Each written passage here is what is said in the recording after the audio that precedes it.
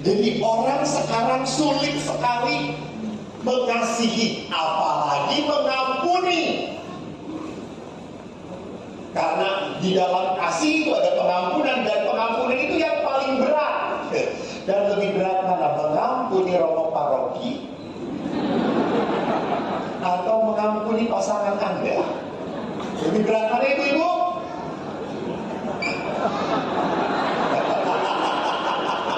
Bapak-bapaknya langsung mengatakan lebih berat mengampuni pastor paroki. Padahal kalau ibu-ibunya ngomong lebih berat mengampuni pasangan. Karena pasangan walaupun sudah menyebalkan tidak bisa ditukar tambahkan. Kalau pastor paroki menyebalkan, novena aja, setahun lagi juga dipindahkan. Saya tidak mengajari kesesatan, tidak mengajari kesesatan. Yang kedua adalah apa? Banyak sekali orang-orang Katolik yang hidupnya tidak sukacita, berbeban, berat. Pergi ke Ekaristi hanya sebagai kewajiban. Maka di perayaan Ekaristi pun semua wajahnya tidak penuh sukacita.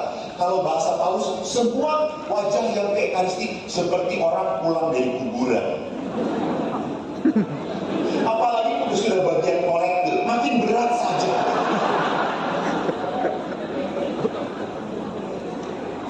Sukacitanya baru muncul pada saat apa? Berkat penutup. Yes, akhirnya romonya bertobat juga. Selesai misalnya, coy. Jadi inilah sebabnya, mari kita lihat kenapa kok orang susah bersukacita. Apa salahnya? Kita lihat, rupanya Bapak Paus juga. Oh, tidak ada sih di situnya. Ini ada.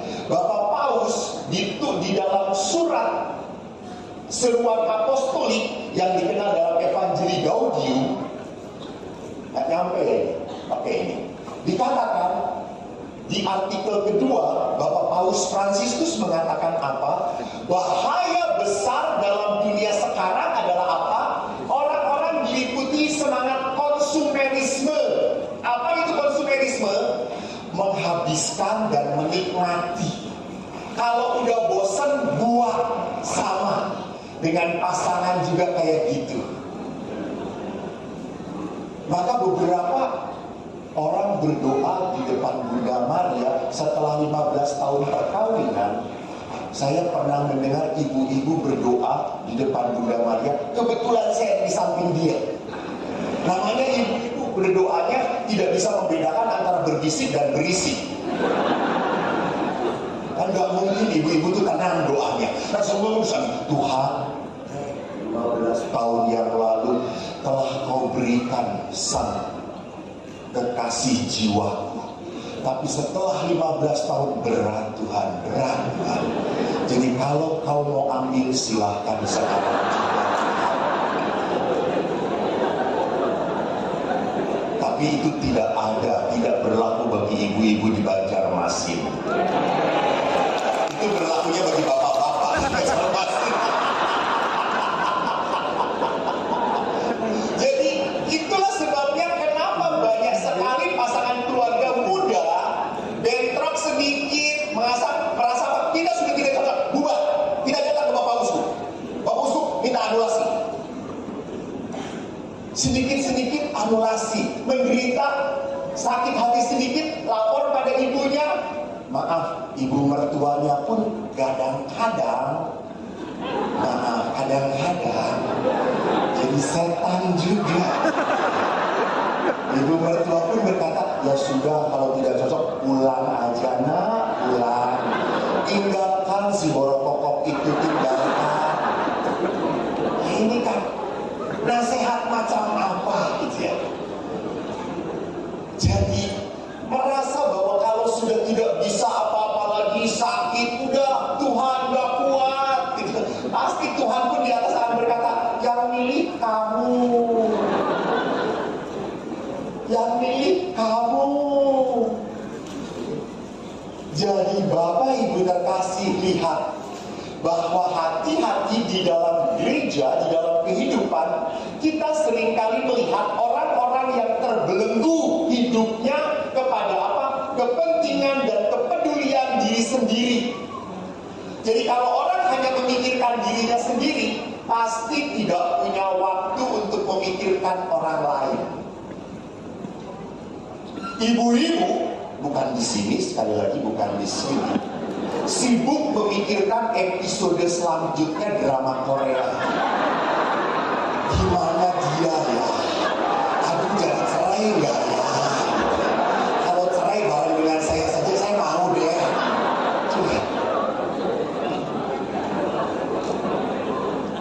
Bahwa hampir tidak punya waktu untuk memikirkan pelayanan, apalagi bagaimana umat gereja Katolik di Meratus. Allah, tidak menarik itu. Kita terlalu memikirkan kalau punya hoki besar, untung besar, kita mau ziarah kemana, kita mau pergi kemana lagi. Itu yang kita pikirkan. Seolah-olah dengan pergi banyak, makin banyak, saya makin bahagia.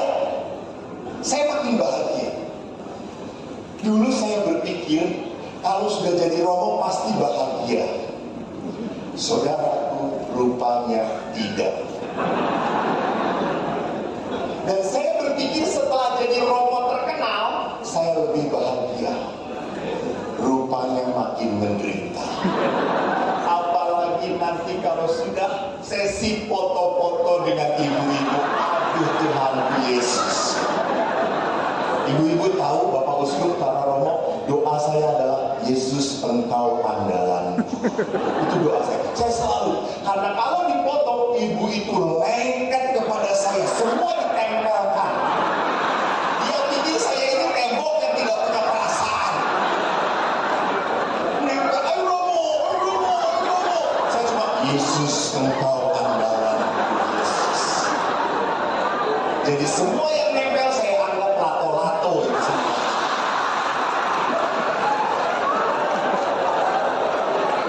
Dalam nama Yesus, saudara-saudara, berubah semua.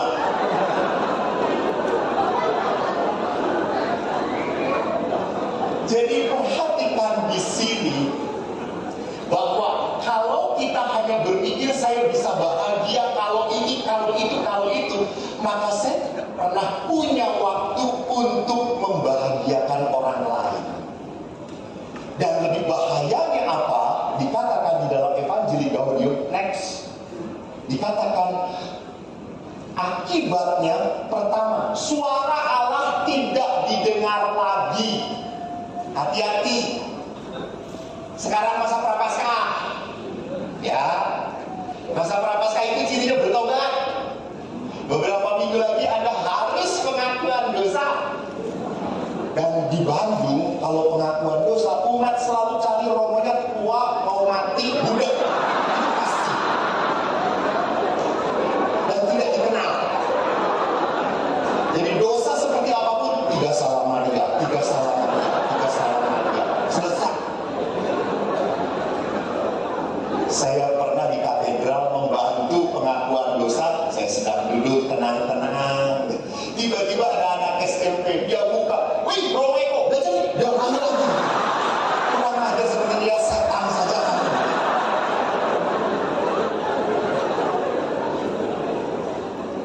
Dan ingat, sering kali umat Katolik kalau suruh pengakuan dosa, ngomongnya apa?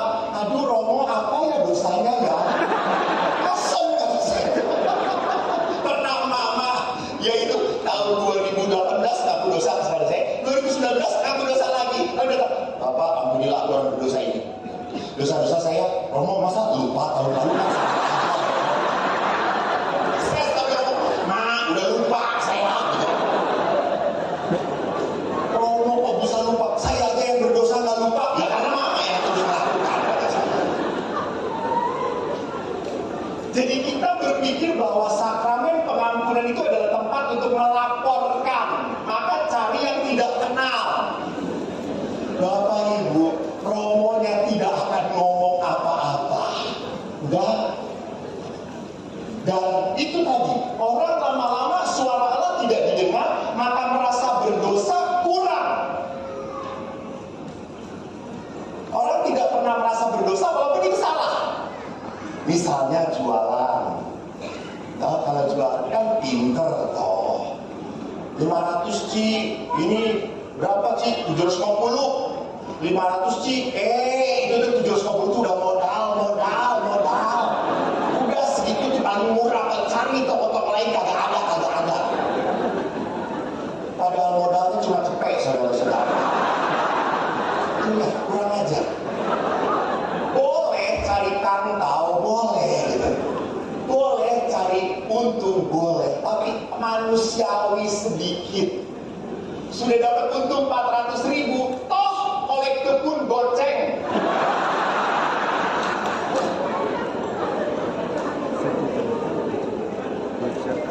Jadi lihat, orang tidak merasa tidak enak kalau melihat kesalahan. Nah, wajar aja. Yang lain juga kayak gitu. Pernah anak SMP saya tanya waktu di rumah retret, anak-anak, ingat menyontek itu dosa. Aku tahu ya si anak-anak. Oh, dosa? Masa dosa? Nyontek itu sebagian dari iman, dong.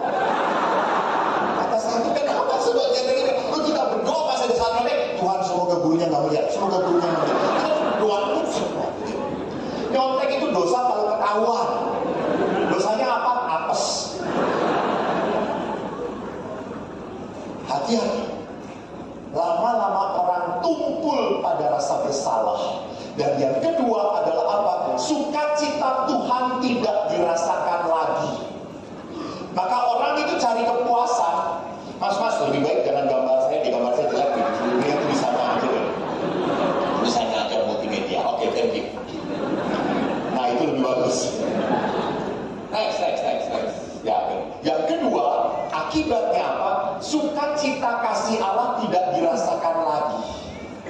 Orang tidak menikmati rahmat kebaikan Tuhan lewat apa? Lewat doa dan sakramen. Orang datang ke gereja karena apa? Wajib. Maka tidak aneh kadang-kadang di gereja pun ada umat-umat tertentu. Saya pernah lihat, kan biasanya kalau konsentrasi atau kring, umat kan sebelah sujud loh. Ada bapak-bapak bawa handphone. Lalu saya di belakangnya sedang sebelah sujud, jadi saya menyembah handphone bapaknya.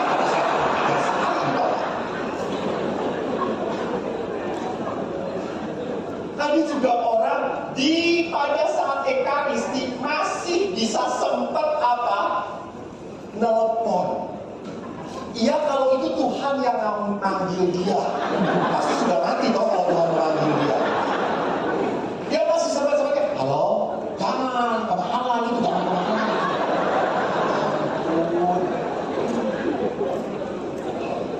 Apakah bisnismu akan mati kalau kamu 1 jam matikan handphone kamu? Tidak toh. Kenapa kita berat untuk memberikan waktu kepada Tuhan? Karena kita tahu yang membuat itu lihat. Ini kalau multimedia kurang amplop tuh kayak gini, nggak bisa lihat.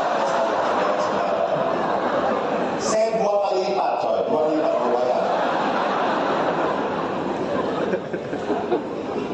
Jadi perhatikan, sukacita kita akhirnya tidak di dalam Tuhan lagi. Saya ingat, saya syukur kepada Allah, saya lahir dari sebuah keluarga Katolik. Dan ayah saya tentara keras banget. Saya orang yang terluka oleh ayah. Saya marah, saya jengkel dengan ayah. Karena ayah punya anak 4, yang paling tidak dibanggakan adalah yang di depan ini. Dia tidak tahu sekarang jadi YouTuber.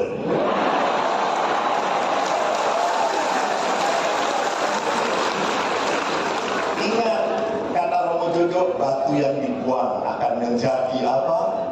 Batu penjuru. Ya, Romo Jojo ini dulunya OSC. Sama jubahnya dengan saya. Namun sekarang bertobat menjadi Projo Banjarmasin. Selamat bertobat, Mas Hijur. Terimalah salib ini, Mas Hijur.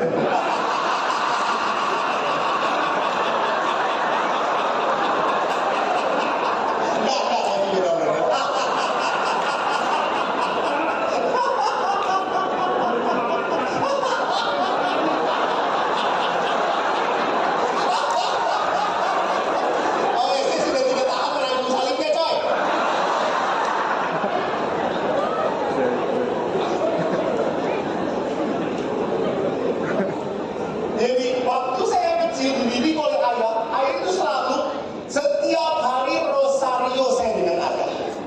Dengan 4 anak itu rosario, dan ayah juga bilang rosario.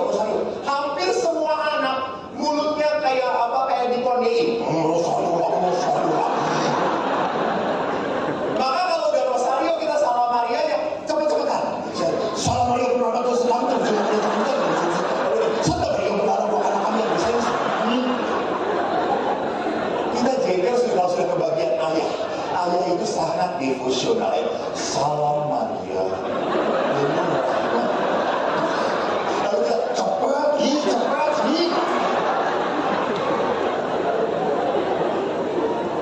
Maka karena saya sejak kecil sudah banyak rosario, setelah jadi pastor nggak pernah rosario lagi.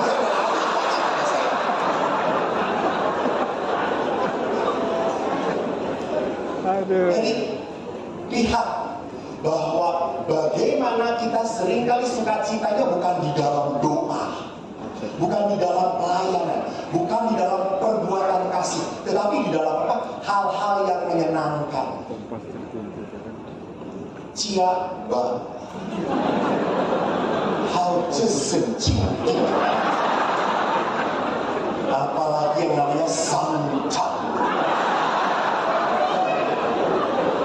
Karena ada ibu-ibu, Tuhan dalam berkat-Mu dan dalam nama Yesus, semoga santan yang dimakan ini tidak pindah di sini. Emang gelambir juga rumahnya di sini. Jadi kita mencari kesenangan dari hal-hal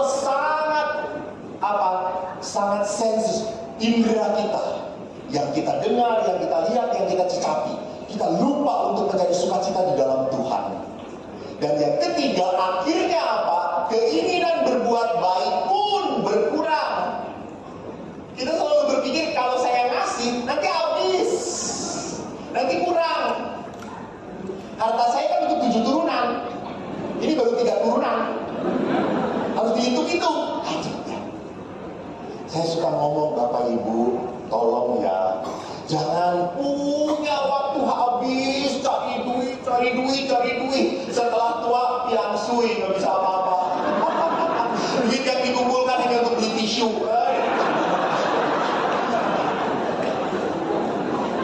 Diajak kemana-mana pun Anda nggak akan menikmati, betul apa tidak?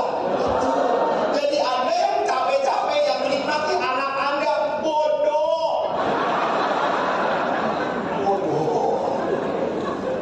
Tolong, Anda kerja keras, nikmatilah dan berkatilah gereja, berbagilah dengan gereja. Jangan cuma tepuk tangan, itu amplop diisi nanti. Enak aja tepuk tangan. Ini tugas berat dari Bapak Uskup saya. Next.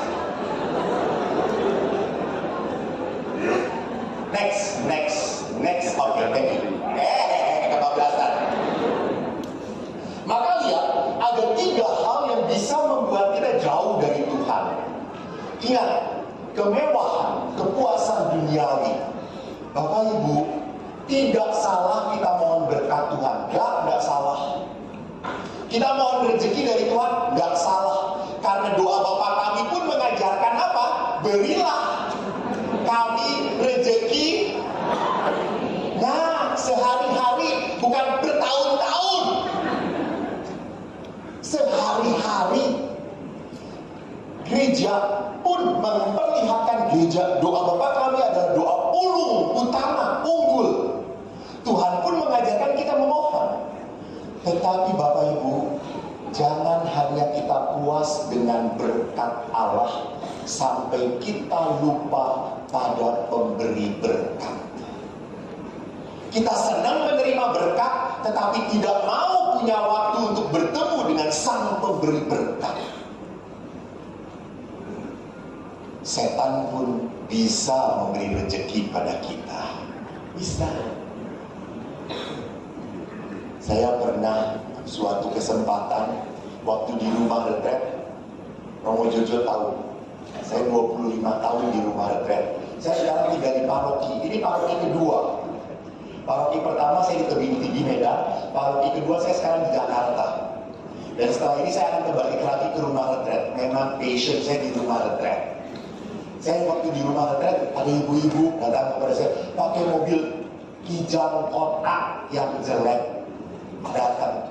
Lalu saya minta Romo tolong doakan Romo. Kenapa? Supaya suami saya cepat naik pangkat Romo.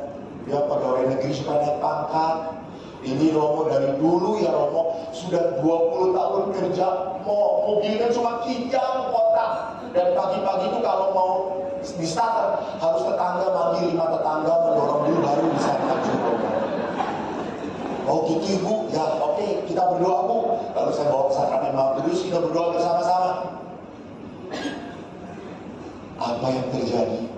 5 tahun kemudian ibu itu datang lagi dengan Innova baru. Saya sampai kaget. Wah ada Innova baru, Matic loh, G-Class. Dia turun. Bu, gimana? Tapi tiba-tiba wajah ibu itu tidak ada sukacita. Oh kaget. Bu, mobilnya udah bagus. Bapak naik pangkat ya bu ya? Ya Romo, doa kita dikabulkan. Ya, tapi sekarang Romo, suami saya tertarik dengan rekan kerjanya Romo. Saya katakan, itu bonus yang ibu harus terima.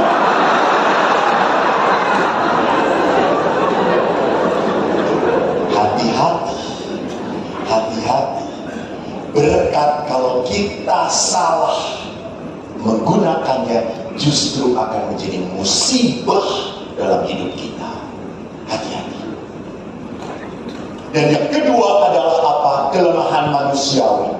Kelemahan manusiawi itu apa? Kelekatan pada kebiasaan-kebiasaan yang tidak teratur. Minum, judi, merokok. Itu adalah kelekatan. Ngomongin orang lain.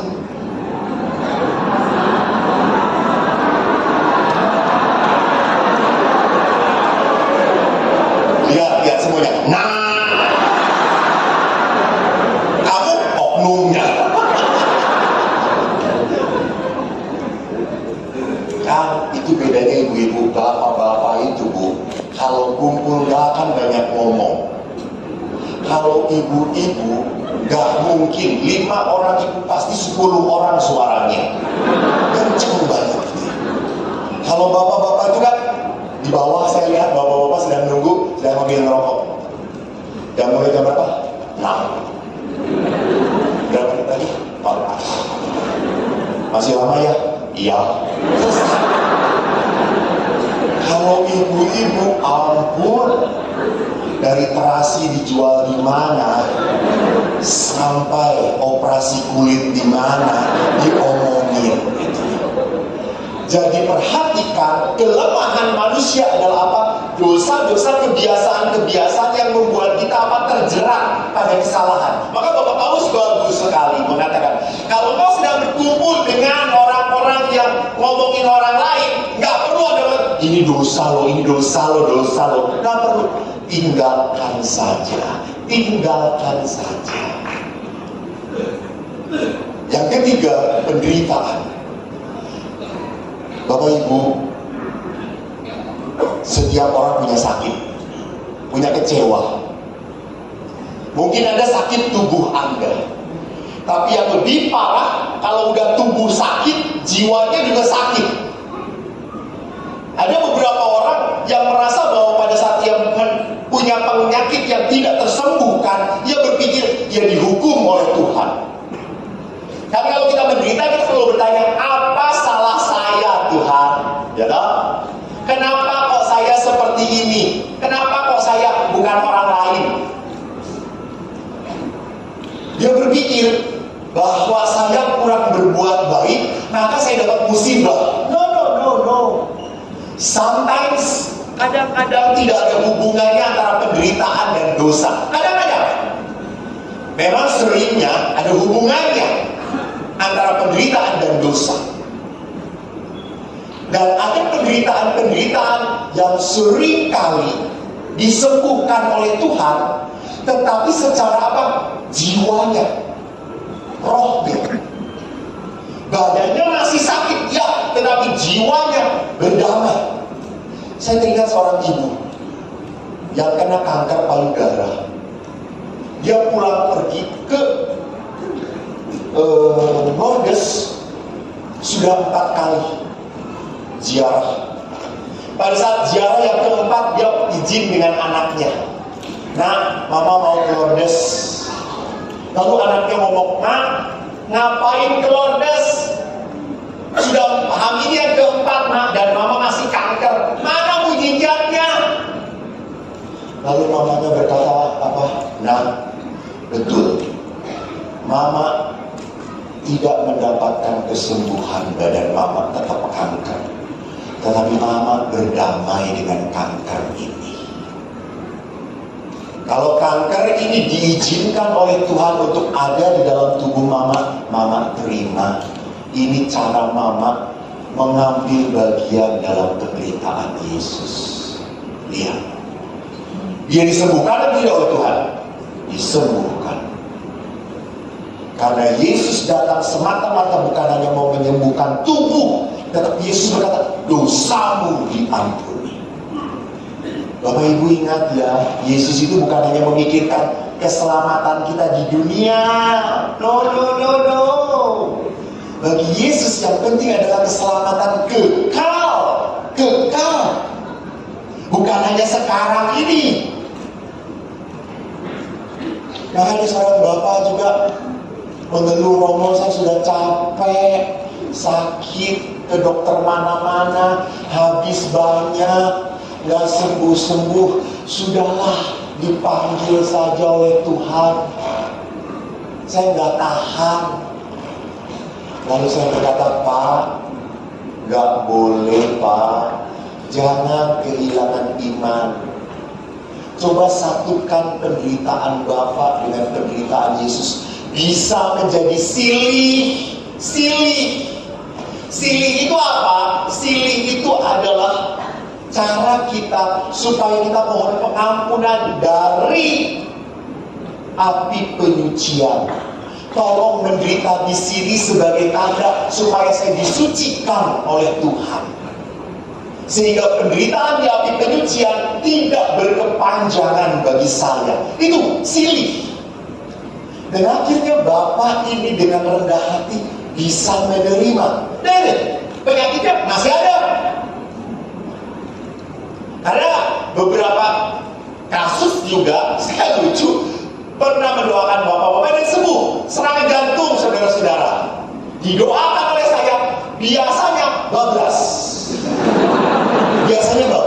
Dari 10 kasus itu 9 bablas. 1 bertahan. Bapak ini bertahan dan sembuh. Padahal dia serangan jantungnya parah banget. Sembuh, sehat lagi. Dia bisa senang-senang lagi. Setahun kemudian dia masuk rumah sakit dan serangan lagi. Kenapa? Karena dia minum dan rokok lagi. Dan si bapak itu ngomong, "Panggil Romo Eko, dia punya mujizat besar." Terus akhirnya saya, "Pak, serangan lagi?" "Iya Romo." "Pasti minum lagi dan pasti merokok lagi?" "Iya Romo, aduh saya jatuh lagi Romo dalam kegagalan." "Baik Pak, saya doakan semoga Bapak bablas sekarang." Bandel. Ingat, kesembuhan itu tidak ada artinya kalau tidak membuat kita makin jadi lebih baik dan dipakai oleh Allah. Jadi Allah itu menyembuhkan bukan supaya kita bisa makan enak lagi, bukan supaya kita senang-senang lagi. Kita disembuhkan supaya melayani Tuhan. Next. Maka Bapak Ibu yang terkasih, mari kita refleksikan tentang hidup kasih. Dikatakan di dalam surat Yakobus, "Apa gunanya saudara-saudaraku jika seorang mengatakan bahwa ia punya iman, padahal ia tidak punya perbuatan? Dapatkah iman itu menyelamatkan dia? Jika iman itu tidak disertai perbuatan, maka iman itu pada hakikatnya adalah mati."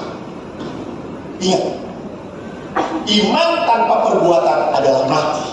Dan Yesus setiap penyembuhan selalu berkata apa? "Imanmu menyelamatkan engkau." Apakah bertubrukan kata-kata Yakobus dengan Yesus? Tidak. Yakobus mau memperlihatkan ini iman yang benar. Orang yang punya iman pun yang sakit harus datang pada Yesus. Dia melakukan sesuatu, dia harus berbicara pada Yesus, melakukan sesuatu. Jadi iman ini tidak pernah bisa ya ini nungguin sampai Yesus datang. Pasti dia tahu. Dia datang deh. Ya tidak. Ada seorang perempuan sudah hampir 30 tahun minta didoakan kepada saya, datang, Romo tolong doakan supaya saya dapat jodoh ya Romo. Tapi dia nggak pernah aktif di OMK, nggak pernah keluar di rumah doang. Saya berkata, ya mungkin jodoh kamu cocok. Nah, Bu, Pak, kalau minta didoakan itu tolong jangan minta diberkati Tuhan, minta supaya Tuhan itu memberi mujizat, jangan mempersulit Tuhan. Karena ada bapak-bapak ngerokok, Romo doakan ya supaya paru-paru saya bersih. Saya yakin Tuhan pun gantung diri di surga sana.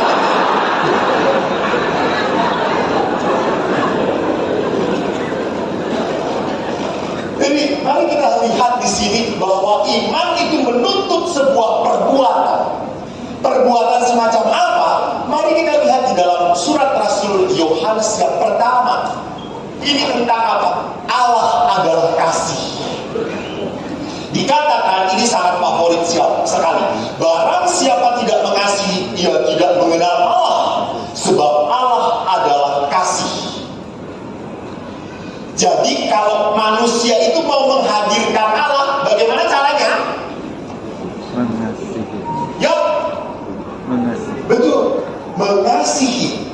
Cara memperkenalkan dan memperlihatkan Tuhan, mengasihi, karena Allah adalah kasih.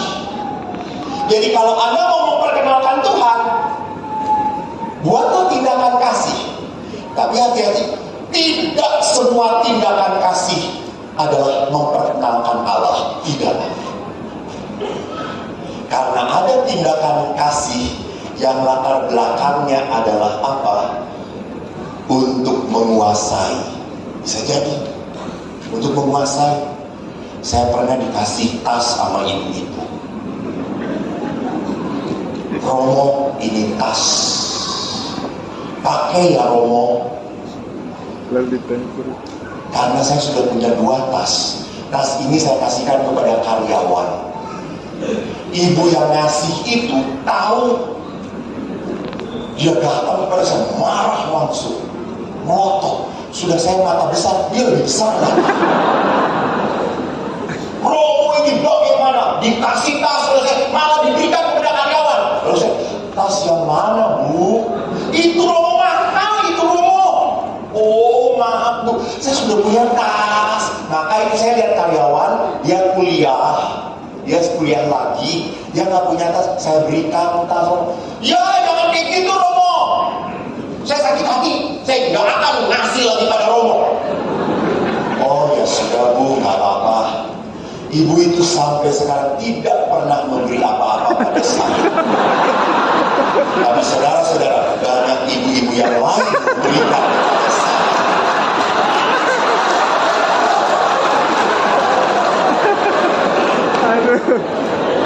Kacau. Jadi lihat, pemberian itu belum tentu memperlihatkan kasih Allah, belum tentu. Bisa jadi ingin mengatur. Sama, berapa banyak orang tua yang ngatur anaknya. Nah, kamu harus jadi dokter. Hebat jadi dokter. Mohon maaf, Dokter Tony. Dokter itu sekali pegang cepet. Buka baju, gopek. Dicabik-cabik 10 juta.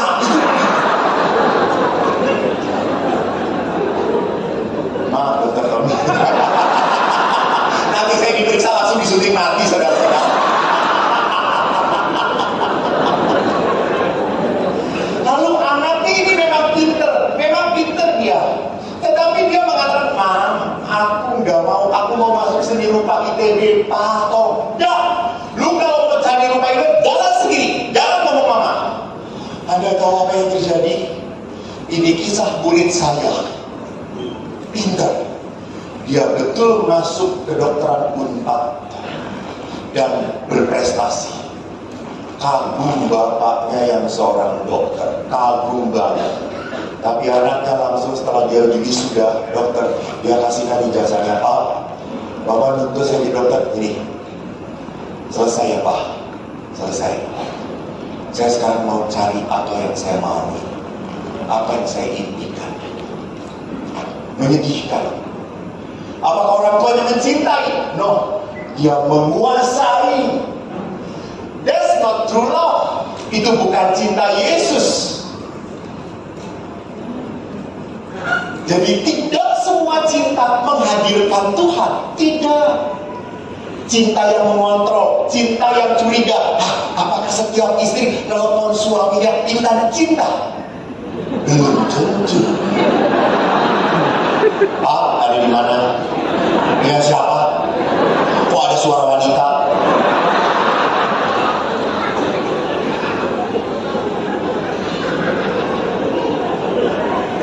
Bisa jadi mengontrol itu bukan tanda cinta, tanda ketakutan, tanda ketakutan. Maka mengasihi itu artinya apa? Kasih semacam apa yang kita bisa lakukan? Mari kita belajar dari Tuhan. Next. Di ayat berikutnya, ayat 9 dikatakan, inilah kasih itu. Dalam hal inilah kasih Allah dinyatakan di tengah-tengah kita, yaitu apa? Allah mengutus anaknya yang tunggal supaya kita hidup olehnya. Dan ingat, Yesus itu diutus untuk apa? Mati. Mati. Jadi namanya kasih. Apa sih artinya kasih? Kasih. Kasih aja. Kasih. Beri. Beri.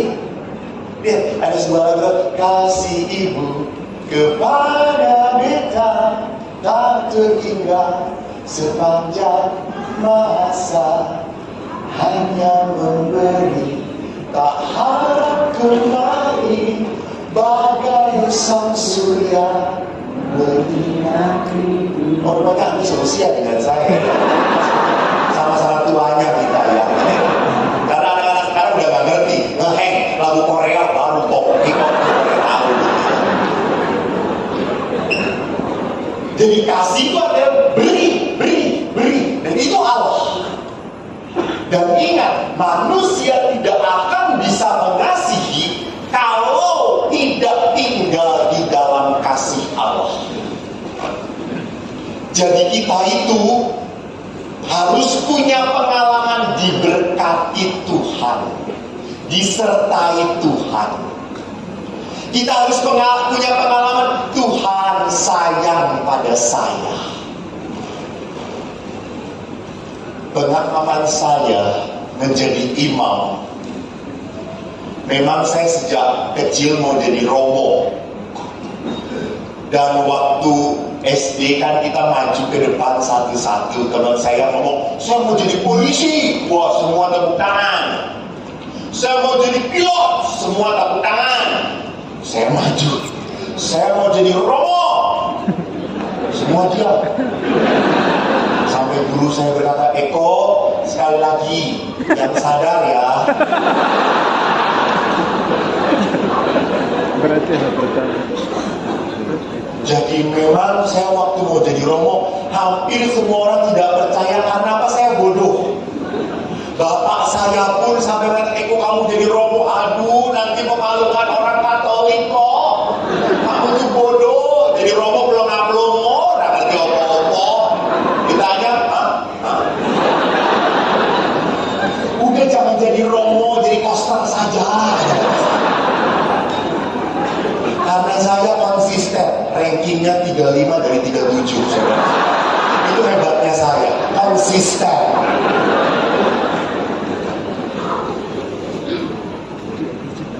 Dan Bapak Ibu yang terkasih, sewaktu ayah saya berkata, kamu nggak bisa jadi romo, bodoh. Pak, biarin. Nanti kalau sudah jadi romo, khusus untuk orang-orang bodoh, kata saya. Dan rupanya Tuhan mendengarkan saya semua. Maka saya itu diundang oleh orang-orang bodoh, saudara-saudara.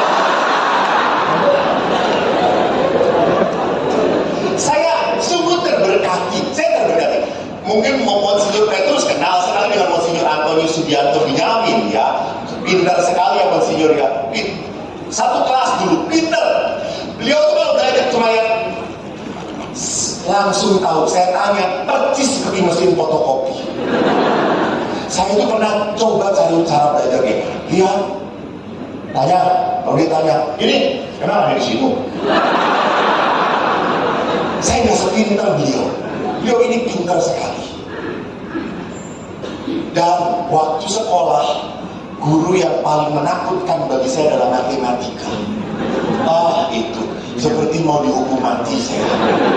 Dan guru matematika itu senang sekali kalau melihat muridnya nggak bisa apa-apa. Dan saya paling nggak bisa, suruh maju pasti salah, pasti. Maka saya untuk menghindari untuk dimaju, saya tunduk. Namanya guru matematika, makin tunduk dipanggil lagi, Eko, maju. Lalu saya bilang, Pak, Eko lagi, kan banyak yang lain, Pak. Lalu saya bilang, karena Eko bodoh. Waktu itu Eko tidak punya kekuatan saudara-saudara untuk mempertahankan diri, karena memang bodoh.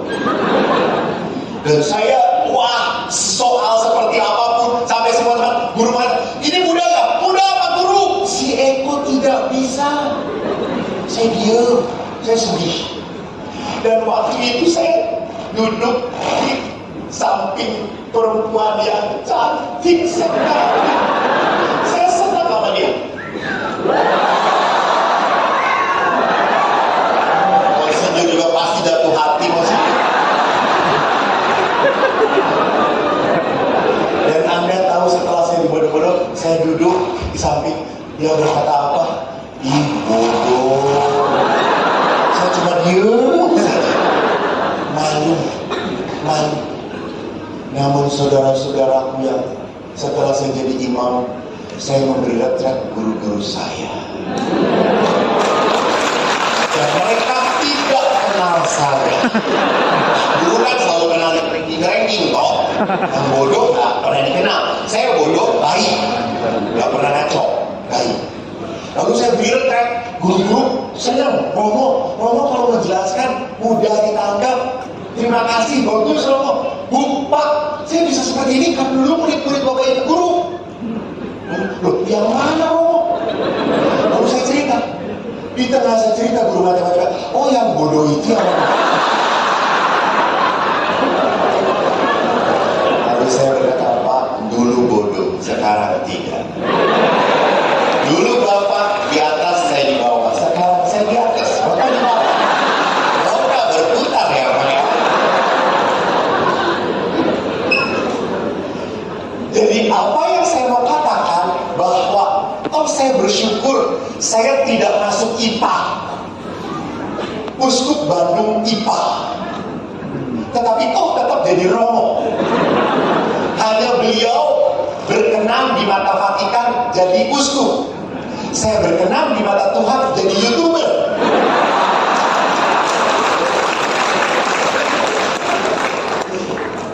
Jadi lihat cara Tuhan mengasihi itu memang begitu indah caranya. Kita harus sadari, Pak. Maka tolong nanti suami istri malam ini coba Bu bangun jam 2. Lihat pasangan Anda sedang tidur, lucu sekali. Lucu.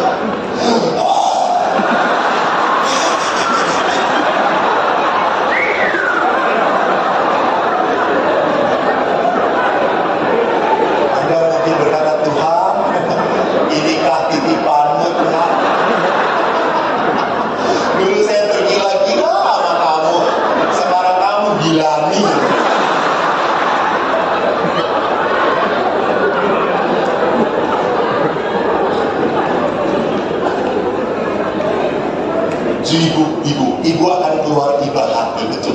Melihat suami yang tidak berdaya seperti itu, betul. Ibu berkata, Pak, saya racun sedikit-sedikit mati kali kita. Dan ibu sadar, yang bisa bertahan dengan ibu hanya Bapak. Gak mungkin Romo Jojo. Dia gampang pindah ke lain hati, coy.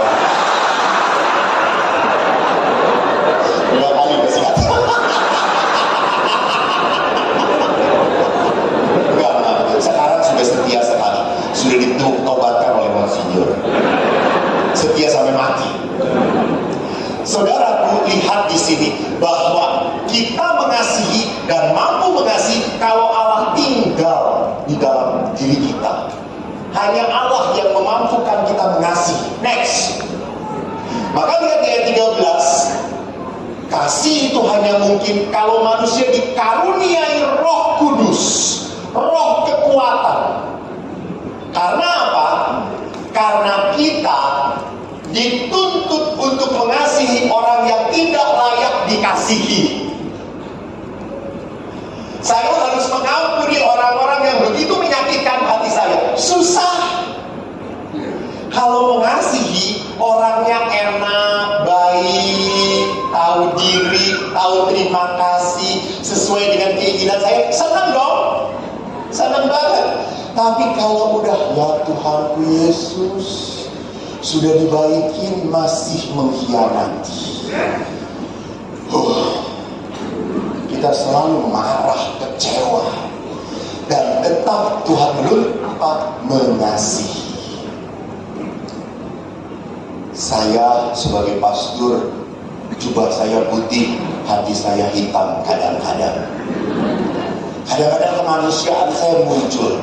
Saya tinggal sebagai seorang biarawan dengan pastor yang tidak bisa saya pilih. Suatu saat saya harus tinggal dengan seorang pastor yang menyebalkan sekali, Alban Siensen.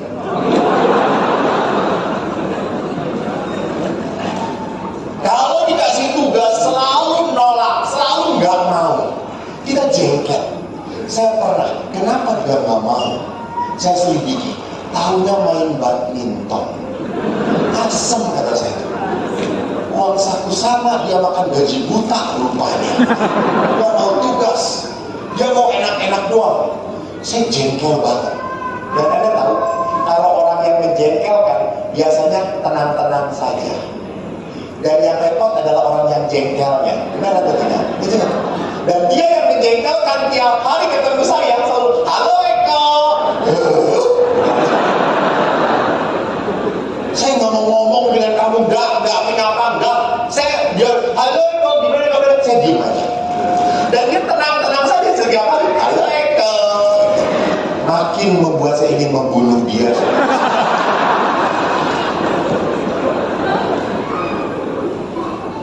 Sampai akhirnya saya berpikir, oh saya ini romo.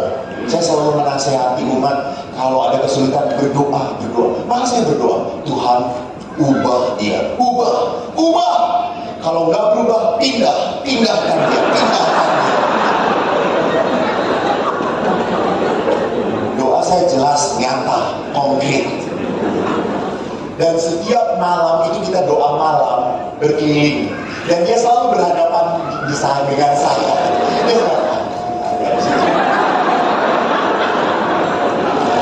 Dan doanya selalu ditutup dengan doa yang paling berat dalam hidup saya, yaitu Bapa kami. Bapa, ampunilah kesalahan kami seperti saya pun tidak mampu mengampuni dia. Saya ganti saja lah Bapak versi saya, jangan versi Yesus. Namun saudaraku, suatu hari apa yang terjadi? Setelah saya setia berdoa, Tuhan ubah dia, pindahkan dia. Suatu hari dia menyapa saya, halo Eko. Tiba-tiba Eko, hai. Lah kenapa gue nyapa lagi? Aneh, nggak tahu. Tiba-tiba, hai. Lalu duduk, saya tanya, gimana badminton? Wih, rame kok badmintonnya. Kamu nanti suatu saat ikut ya? Oke, nanti ikut. Kenapa gue jadi ikutan dia? Dan lebih celakanya, saya buat kopi. Saya tahu dia senang kopi juga. Sampai saya ngomongin, saya buatkan kopinya ya. Oke kok, sekalian. Terima kasih ya kok ya. Iya. Ya, Tuhan mengubah gue, bukan dia.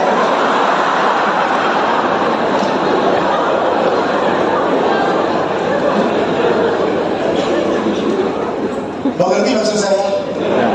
Tuhan mendengarkan doa, mendengarkan, tapi tidak pernah mau ngikutin cara kita, saudara-saudara, itu menyebalkannya. Dan setelah kita akrab 3 bulan, dipindahkan dia. Jadi perhatikan, saya tidak akan pernah mampu mengampuni kalau tidak ada karya Roh Kudus dalam diri kita. Enggak. Maka Bapak Ibu, kalau Anda terluka oleh pasangan, jangan langsung datang ke pastor paroki ceraikan. Ya, nggak kuat. Berlutut. Saya ingat pesan ayah saya. Itu yang akan saya pesankan pada Anda. Karena saya bodoh, ayah itu selalu mengatakan, kok utak mungkin yang dengkul. Wong liya ini pinter, kowe ning dengkul. Yang mikir suwi, perjalanannya jauh.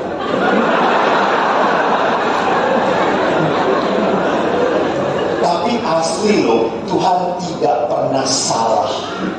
Suatu saat di seminaris saya main sepak bola, saya jadi kiper dan penalti.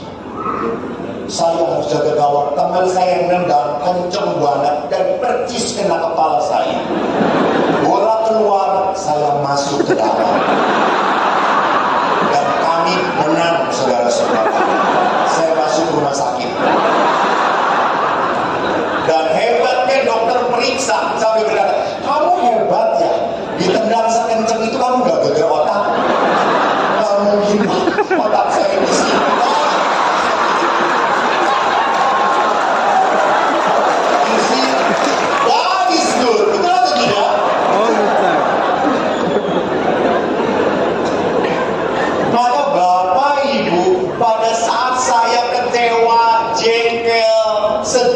Saya pakai otak saya.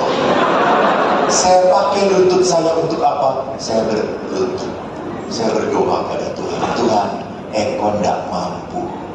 Eko ndak bisa. Terlalu cantik untuk ditinggalkan.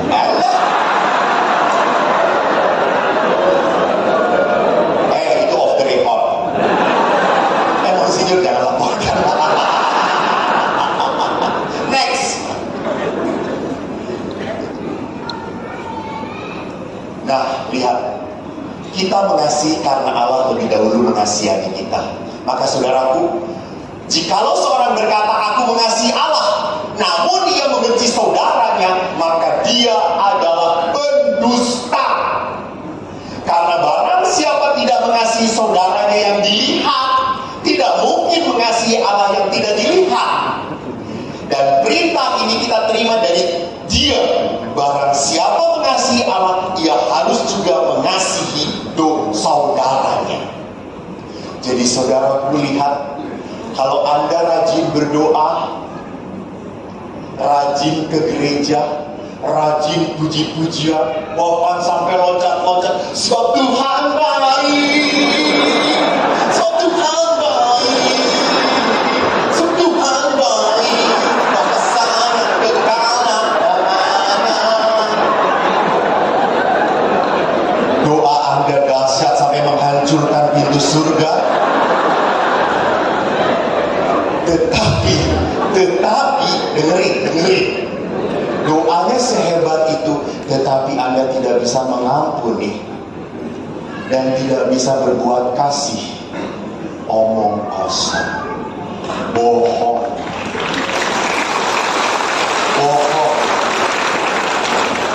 Memang Tuhan menyukai puji-pujian, that's right, tertulis dalam kitab suci. Tapi puji-pujian yang keluar tidak hanya dari mulut, dari hati dan tindakan.